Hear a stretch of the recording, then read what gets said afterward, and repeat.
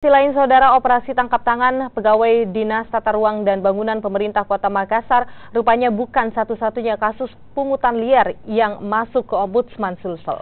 Ratusan laporan warga diterima selama tahun 2017 ini dan kasus pungli mendominasi laporan warga. Sepanjang banyak 209 laporan warga masuk ke Ombudsman Sulsel. Khusus untuk Kota Makassar sendiri, jumlah laporan yang masuk mencapai 105 kasus. Setiap harinya, Ombudsman bisa menerima 8 laporan warga terkait layanan yang tidak memuaskan. Meski beragam, namun kasus pungli masih mendominasi, utamanya kinerja pegawai pemerintahan khususnya di kecamatan.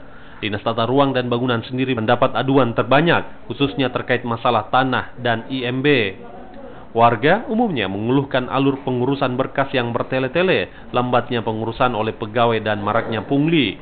Ombudsman sendiri telah melaporkan aduan warga ke dinas-dinas terkait.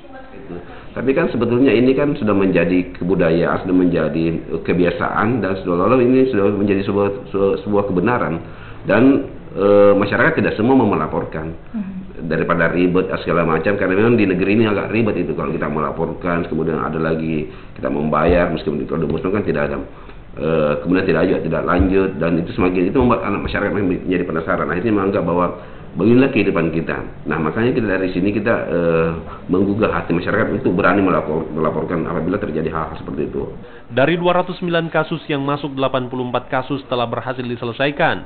Dari sejumlah kasus yang telah diselesaikan, Ombudsman menemukan sejumlah pegawai nekat melakukan pungli karena rendahnya gaji yang diperoleh dan banyaknya pekerjaan.